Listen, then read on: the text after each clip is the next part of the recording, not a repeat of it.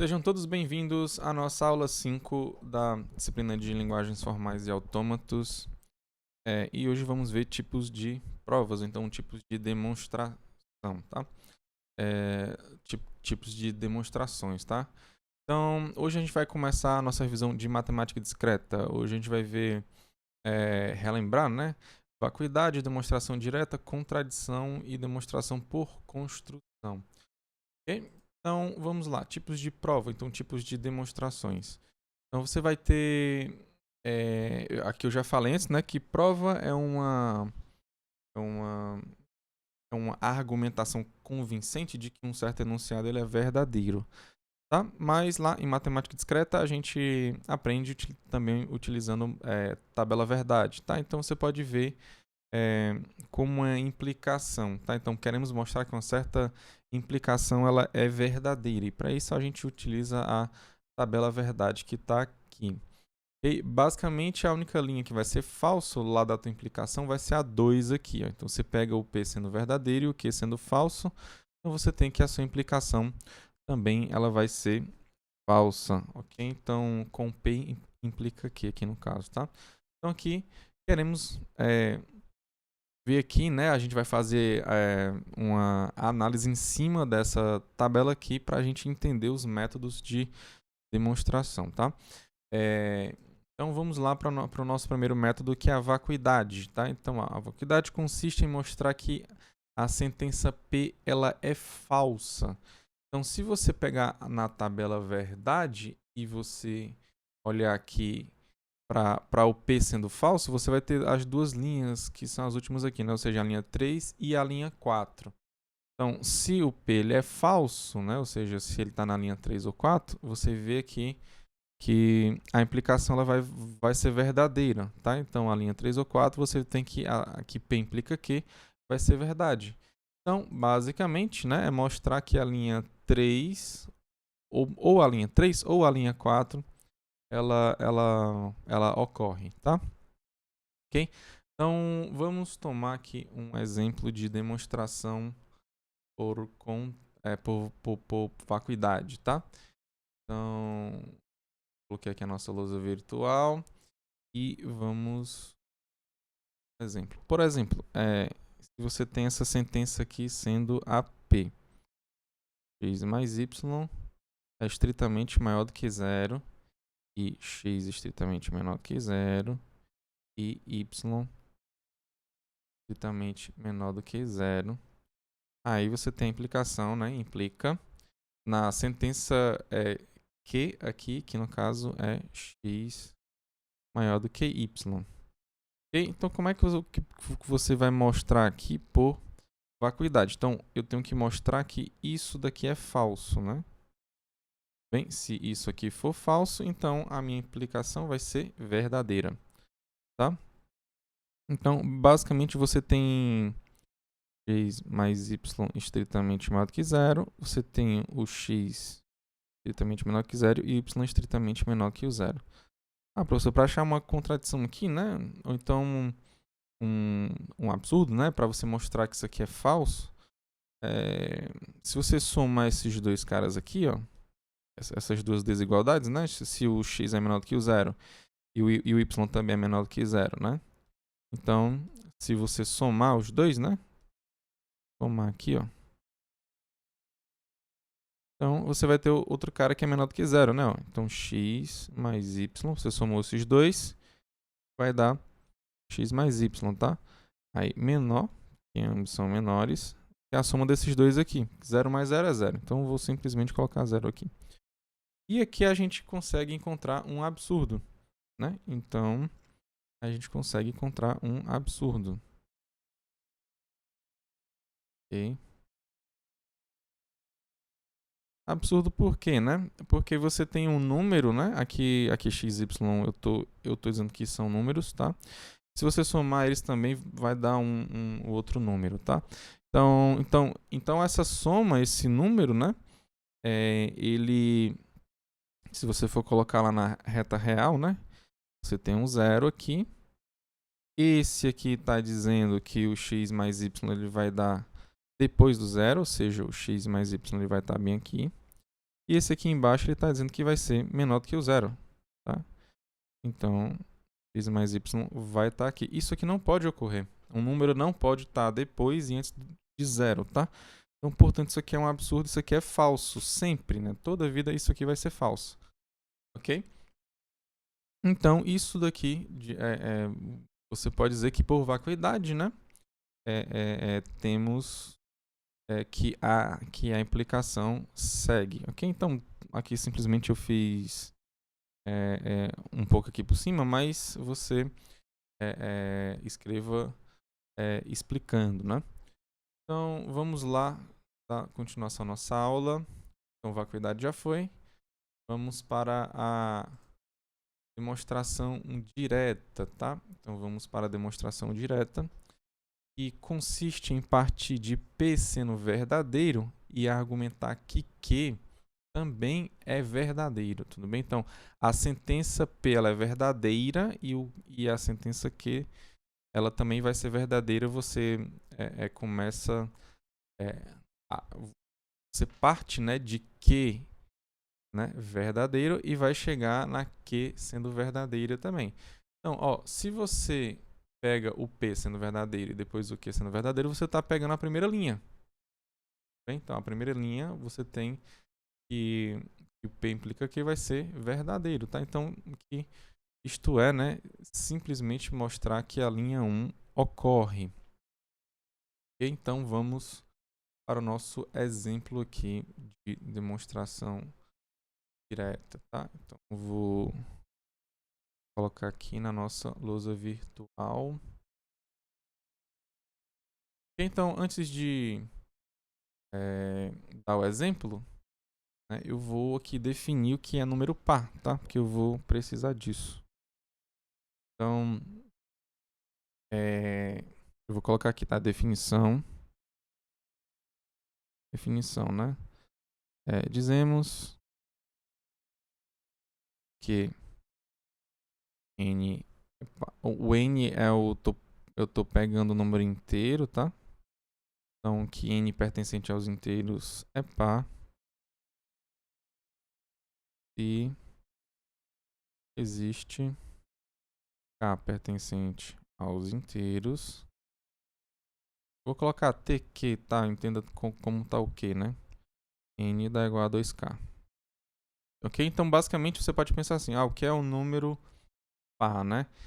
É um número ímpar, tá? Tal que existe outro número ímpar que vezes 2 dá igual a ele. Ok? Basicamente, é isso, tá? Então, eu vou colocar um lema aqui, ó. Professor, o lema, você quer um teorema que já que eu sei que são verdadeiros, tá? Então, deixa eu colocar aqui. Então, sejam x, y pertencente aos inteiros, né? Então, posso colocar os números naturais aqui. Pertencente aos naturais, logo eles são inteiros também, tá? Então, você pode dizer, né, que esses x, y são pares, ou seja, são números pares. Então, x mais y também vai ser par.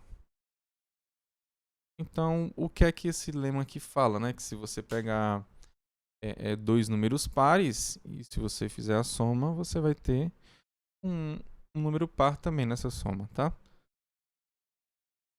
Então, como é que eu vou mostrar isso daqui, né? Então, eu tenho que partir desse fato aqui e fazer uma argumentação e chegar nessa conclusão aqui de que esse aqui é verdadeiro, tá?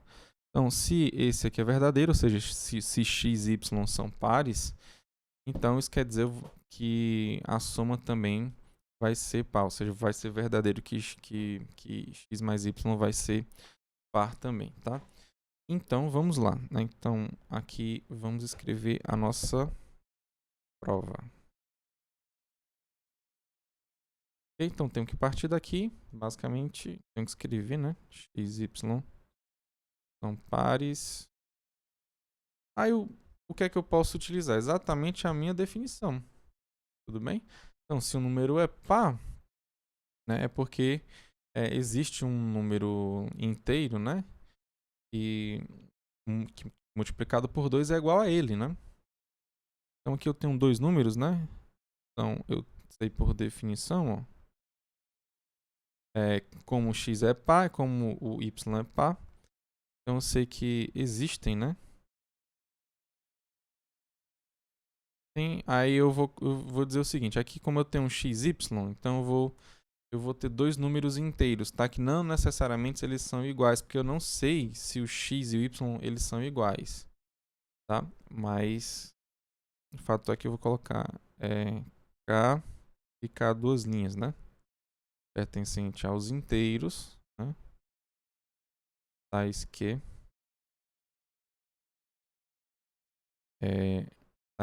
você tem que o x é igual a 2 vezes o k e o y é igual a 2 vezes o k, duas linhas, tá? Então, vou colocar aqui assim para ficar mais claro. Pronto. Aí você tem isso daqui, né? E agora, né? Basicamente eu somo e vamos ver o que é que vai acontecer aqui, né? Então eu tenho que concluir. Isso aqui implica o que, gente? E x mais y, né? Ó, x mais y é igual a 2k', né? O x é 2k'. E o y é 2k duas linhas, né? 2k duas linhas. Isso aqui dá igual a quem? 2 vezes k' mais k. Então, se aqui em cima, né? Eu colocar assim, ó. K dá igual a k' mais k duas linhas. Você sabe que o k e o k' eles são números inteiros, né? Se você soma dois números inteiros, você vai ter um número inteiro também. Okay? Então eu sei que essa soma vai dar um número inteiro também. Okay? Então você tem que o k aqui que você está dizendo, ele vai ser um número inteiro. Ou seja, x mais y é igual a 2 vezes um número inteiro. Tá? Então, como eu sei que x mais y é 2 vezes o número inteiro, tá? Aí você lembra aqui da definição que eu dei aqui em cima. Então, dei a definição aqui em cima. Você já faz a conclusão, né, de que x mais y é par. Ok? Então, deixa eu colocar aqui um pouquinho assim. Pronto. Então, essa é uma ideia de demonstração direta. Então, é assim que você pode fazer uma demonstração direta. Ok? Então, vamos agora para nossos slides. Já foi a demonstração direta. Agora a gente vai para a demonstração por contradição, tá? E como é que funciona aqui, professor? Olha, você vai partir de P sendo V, né? E Q sendo F. Concluir a contradição. Na verdade, um dos dois o P é falso, então o Q ele é verdadeiro, tá? Ou seja, em outras palavras, você vai concluir que P ele é verdadeiro e falso ao mesmo tempo, né? Ou então que o Q ele é verdadeiro e falso ao mesmo tempo. Então, a ideia é o seguinte, você vai pegar a tabela verdade e vai supor que a linha 2 está acontecendo. Então, o que quer dizer que a linha 2 acontece? Quer dizer que o P ele é verdadeiro e o Q ele é falso. Tá? Então, se você consegue concluir uma contradição, ou seja, na verdade o P ele é verdadeiro e falso, ou então o Q ele é falso e verdadeiro ao mesmo tempo, né? Então, você está chegando em um absurdo, né? Ou seja, aquilo não pode acontecer. Então, se aquilo não pode acontecer, partiu da sua premissa de que o P é verdadeiro e o Q falso isso é um absurdo e isso não pode acontecer. Ou seja, em outras palavras, né, essa linha 2 aqui, ela não ocorre. Tudo bem? Então, essa linha 2 aqui, ela não vai ocorrer. Ok? Então, vamos agora para o nosso exemplo de contradição. Então, vamos pegar aqui a nossa lousa virtual. Vamos para o nosso exemplo de contradição. Eu vou fazer o seguinte, eu vou pegar um lema aqui. Um lema. Eu vou dizer aqui, ó. X ao quadrado é igual a zero. Então, quer dizer que x é igual a zero. Né? Se x ao quadrado é igual a zero, então x é igual a zero. Ok? Então, como é que você demonstra essa sentença aqui por contradição, tá? Então, normalmente a gente faz por contradição. Para ser mais didático, eu vou escrever essas duas sentenças, tá? Então, essa aqui tem que ser verdadeira e essa aqui tem que ser falsa. Ok? Então, mas quando a gente vai escrever artigo, né? Assim, então a gente não escreve muito bem, né? Porque quando você fala por contradição, você já entende que a primeira sentença ela é verdadeira e a segunda é falsa, né?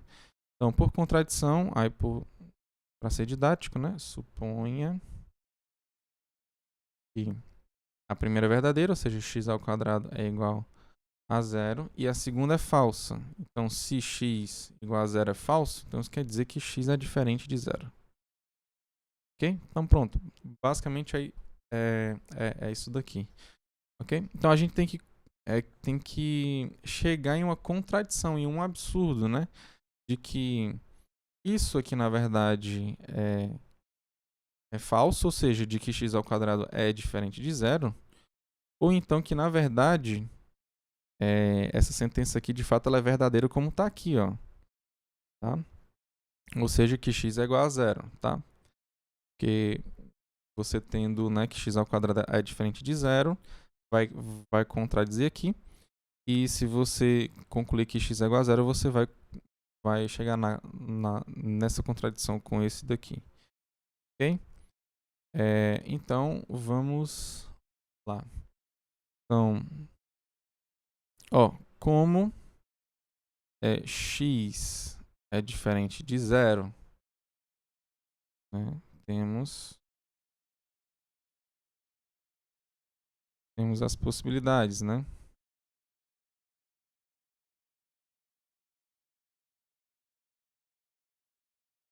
Quais possibilidades, professor? Se ele é diferente de zero, então eu tenho que ele ou é estritamente maior que zero, ou então ele é estritamente menor do que zero.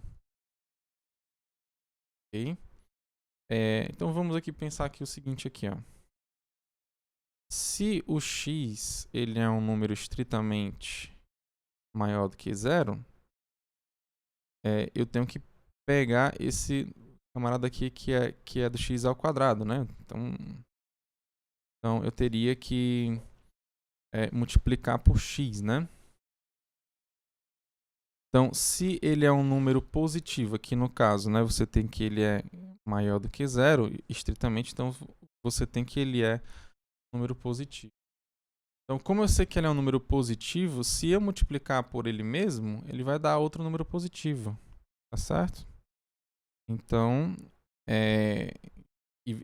logo, como ele é positivo, ele não vai ser o nulo, né? Ele não vai ser zero, né? Então, isso implica que x ao quadrado é estritamente maior do que zero. Tá? E se x ao quadrado é estritamente maior do que zero, isso implica que x ao quadrado é diferente de zero. Okay? Então, aqui a gente chegou em um absurdo. Ó. A gente chegou em uma contradição com o x ao quadrado sendo zero. Tá? Então, aqui você tem um absurdo. Okay? Logo, isso não pode acontecer. Tá? Isso não pode acontecer. Ah, professor, mas tem a outra opção aqui embaixo. Tem a outra opção que a gente vai ter que fazer análise da mesma forma, tá? Então aqui fala que o número ele é negativo, né? Tudo bem? Ele não é igual a zero, mas ele é um número negativo. Quando você multiplica um número negativo por outro número negativo, ou então por ele mesmo, né? Porque já que ele é negativo, você vai ter um número positivo, tá? Então lembra lá, menos com menos dá mais, tá? Então se você tem que o x ele é um número negativo, quando você multiplicar por ele mesmo, ou seja, x ao quadrado vai ser um número positivo estritamente, tá? Ele não vai ser igual a zero, tá? Então isso aqui implica que x ao quadrado vai ser estritamente maior do que zero. E análogo ao que está em cima, né? Então x é diferente de zero. X ao quadrado vai ser diferente de zero. E isso é um absurdo também. Pelo mesmo motivo, né? X ao quadrado igual a zero, é diferente de zero e aqui está dizendo que é igual a zero. Ó, eu não tenho mais nenhuma possibilidade, eu só tenho essas duas possibilidades aqui para o x, né? Já que ele é diferente de zero, ou ele é estritamente maior do que zero, ou ele é estritamente menor do que zero, né? E nessas duas possibilidades a gente chegou no absurdo, ou seja, nenhuma das possibilidades pode ocorrer, ok? Então aqui, ó, deste modo, né? Deste modo, para ambas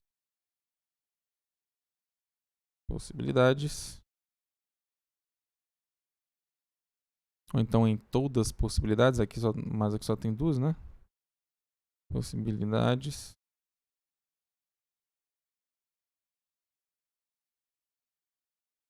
A gente tem um absurdo, né? Temos um absurdo.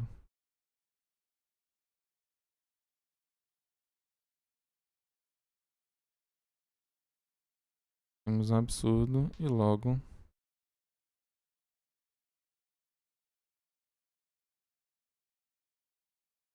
não ocorre. Okay? Então, como não ocorre, logo a implicação segue, né? Portanto,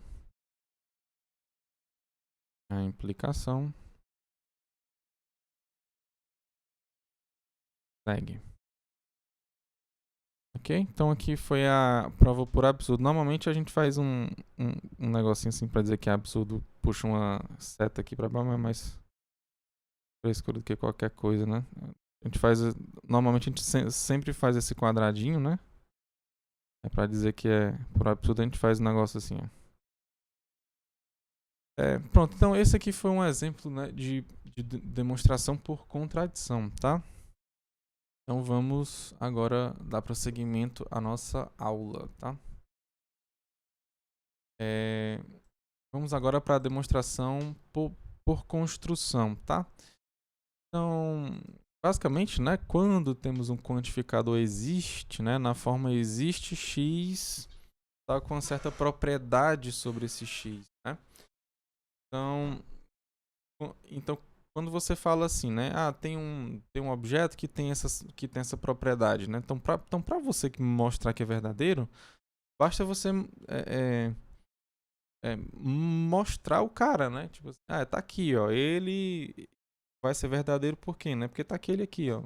Então, basicamente é isso. Então assim, para esse caso, exibimos um x barra de modo que o P, né, x barra, ou seja, a propriedade sobre o x barra é igual a verdadeiro.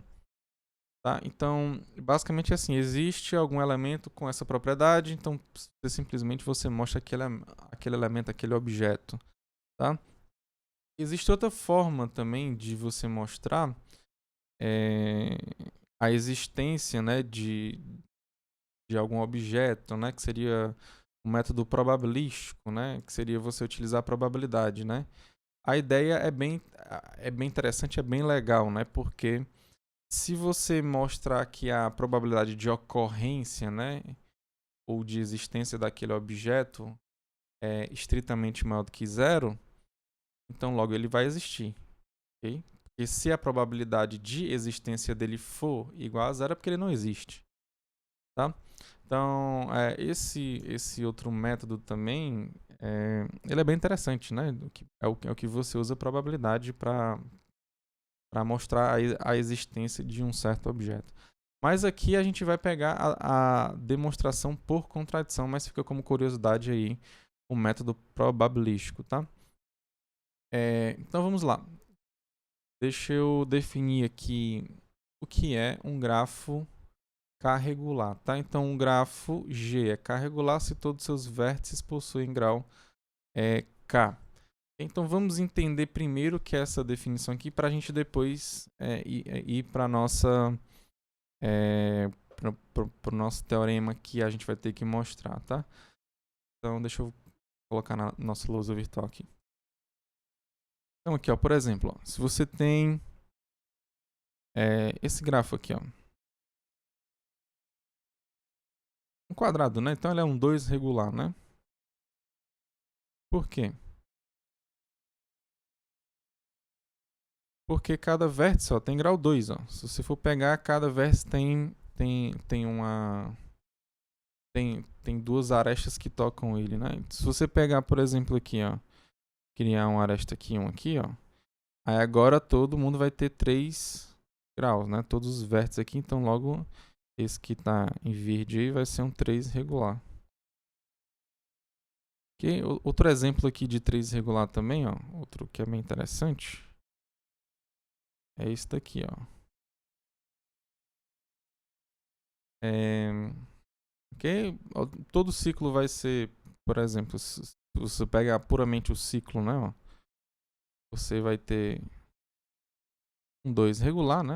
Você pega outro ciclo aqui que é de tamanho 6 aqui, ó. Você tem que todo mundo tem grau 2, então você vai ter um 2 regular. Ok? Se você pegasse aqui, por exemplo, ó, deixa eu ver aqui outro que seria bem interessante aqui. Eu ia falar só pra você ligar aqui todo mundo, né? Ó. Aí assim você ia ter um 4 regular. Só que esse aqui basicamente tá todo mundo ligado com todo mundo, né? Então não é tão interessante assim. Mas enfim, eu acho que ficou claro, né? Então quando todo mundo tem o mesmo grau, né? Quando todos os vértices têm o mesmo grau, você vai ter um grafo regular. Então se todo mundo tem um certo grau K, você vai ter um grafo K regular. Basicamente essa é a definição. Agora vamos voltar aqui para o slide, né? Slides, para a gente ver o que é que a gente vai ter que mostrar aqui, né? Aqui a gente tem um teorema e ele vai dizer o que? Para todo, né? Para um número n estritamente maior do que 2, temos que existe um grafo 3 regular com n vértices. Okay? Aqui funciona também como para tudo, né? Para todo n, né? Depois do 2, ou seja, a partir do 4, né? Então tem um 4, tem um 5. Não, tem um 4, 6, o 8, porque tem que ser par, né? Existe um grafo 3 regular com n vértices, né? Então, primeiro a gente tem que pensar, né? O que é que esse teorema está dizendo, né? E tentar ficar convencido de que, de fato, né? Ele é verdadeiro, né? E vamos lá pensar um pouquinho. Ó, 3 regular, que sempre todo mundo vai ter que ter grau 3, entendeu? Então, pensar aqui um pouquinho, né? Ele fala que é a partir de 4, né? Então, vamos pegar aqui 4 vértices aqui, como é que a gente faria, né? 4 vértices. Aí, aquele lá, né? Você liga aqui, ó, tem um ciclo, né? Aí você já tem 2 regular, só que ele quer 3 regular, né?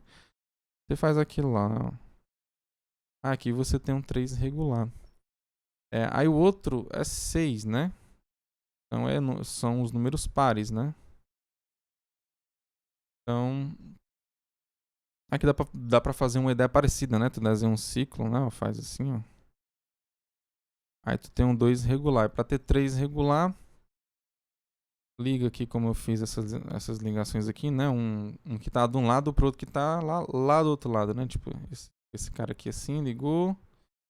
Ligou pra cá, aí você tem um 3 regular.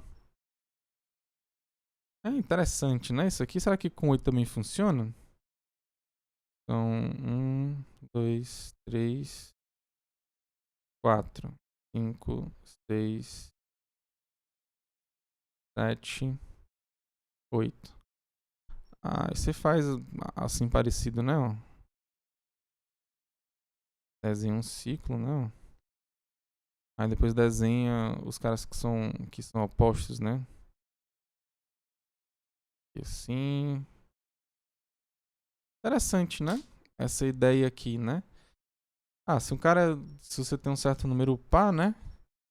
Faz um ciclo, né? Tu desenha um ciclo, faz um ciclo, aí você tem um 2 regular e você fica ligando os vértices opostos, né? Agora fica um pouquinho complicado de você explicar essa ideia, né? O que seria um vértice oposto ao outro. Entendeu? Aqui na nossa ideia aqui tá claro, né?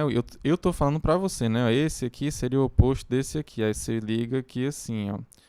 Agora como é que você escreve isso, né? Como é que você pega essa ideia e escreve lá direitinho. Ok? Isso eu vou deixar como exercício, tá? Só que é o seguinte, eu não vou terminar aqui a aula aqui ainda não, agora não, tá? Mas aqui só para essa ideia aqui que eu fiz aqui para que você tá vendo aqui, né? Basicamente a ideia do Simpson, né? Seria você escrever um ciclo e depois desenhar você ligar os caras que são opostos, né? Bem, essa ideia basicamente ela está escrita lá no Cipsa, tá? Mas eu quero que você pense como você iria escrever isso, tá? Aí, se você tiver curiosidade, você pode ir lá no Cipsa para depois você ver como é que ele fez, tá? Agora tem algumas ideias aqui interessantes, né? Que, que foram de alunos, né? De outros semestres, tá? Que eu achei bem interessante. Por exemplo, né? Vamos ver aqui. O 4, né? Fácil você fazer. Você faz o 4 aqui normal. Ó, não tem muito mistério aqui. Tá? Agora os outros é bem interessante. Você pode pegar essa ideia aí desse ciclo também, né? Você desenha metade dos vértices em um ciclo. Por exemplo, esse aqui tem um grau. Desculpa, tem 4 vértices. Aí eu vou pegar o de 6 vértices agora. Então, desenho um ciclo com a metade dos vértices. Aí, no caso, seria um triângulozinho, né? Aí, agora, como é que você faz... Agora, aí, meio que você amplia e desenha outro ciclo um pouco mais externo, ó.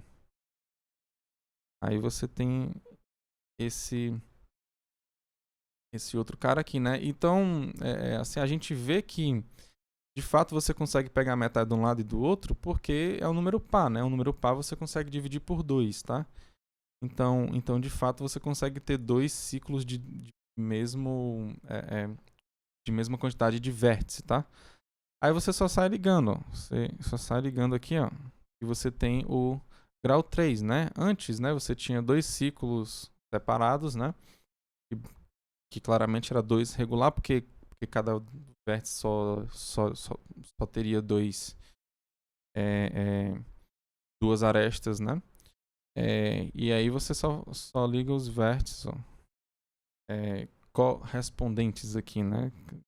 Você poderia fazer assim, né? O 8, como é que seria, professor? Você desenharia o ciclo de tamanho 4 aqui e outro mais externo aqui, ó. Aí você simplesmente ligaria depois os vértices correspondentes, tá? Então 10 faz a mesma coisa. Aí você desenharia um ciclo de tamanho 5, pequeno, depois outro um pouquinho maior, depois você ligaria, tá? Essa ideia aqui, eu acredito que seja mais fácil de você explicar do que a do Cipsa. Tá? Eu acho que é bem mais simples você explicar. Enfim, você pode explicar do jeito que eu fiz lá nas aulas anteriores, né? Pinta, né? Com uma certa quantidade de... Cara, né? Você marca, faz não sei o que, aí você pode desenhar um certo pedaço, né? Tipo assim, para um certo caso mais geral, né? Você desenha um ciclo lá, tem metade dos vértices. Aí bota 2 pontinhos aqui, porque o N pode ser qualquer, né? Aí depois, isso foi para metade dos vértices, aí você vai ter outra, né? assim, né? Aí depois você só liga os vértices, ó. Aí você vai meio que fazendo o passo a passo, né? Pra você chegar aqui nessa conclusão mais geral, né? Ou então você pode pensar assim, né? Aqui é o 4, aqui é o 6, aqui é o 8, o 10, e aí aqui seria o enésimo, né?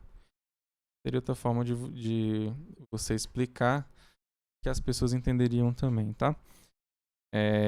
Mas isso escrevendo, né? Então isso é uma dificuldade que a gente tem no começo, normalmente, né? Explicar as nossas ideias, né? Então, isso faz parte também da aula, tá? Para você pensar como é que você faz.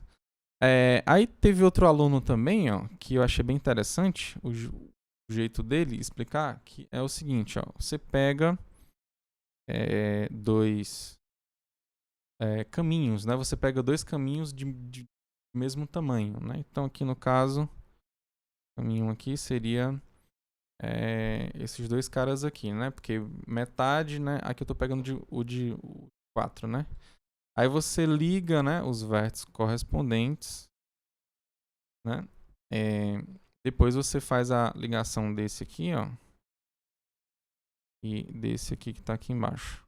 Aí você tem um 3.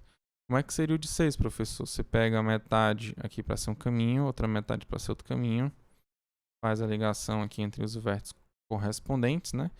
Aí perceba que só esses aqui da ponta, ó, que são de grau 2, né? Então, aí você liga para essa extremidade aqui e você liga para essa outra extremidade aqui. Aí assim você vai ter o 3 regular. O 8 segue a mesma ideia. Copia, né? Dois caminhos de tamanho 4, faz a ligação entre os vértices correspondentes, depois você liga esses dois da ponta aqui dessa forma que você vai ter o seu 3 regular. Tudo bem? Então, seria para o caso mais geral, né? Seria mais ou menos assim, né? Seria mais ou menos assim. Faz assim e no final, né? Aí aqui você liga para cá e aqui você liga para cá e assim você vai ter o seu 3 regular. Ok? Então eu vou deixar você à vontade agora para você escolher, ou então você pensar em outra forma de você explicar, né, esse teorema, né? Por que esse teorema ele é verdadeiro, tá? Ou então, se você não quiser, você simplesmente escreve uma dessas ideias aqui, né? Ou seja, você escreve explicando uma dessas 3 ideias aqui como a sua tarefa de frequência, tá? Então, é isso, tá, pessoal? Então, eu vou deixar como exercício. Então, fiquem todos com Deus. Um forte abraço. Que Deus abençoe cada um de vocês.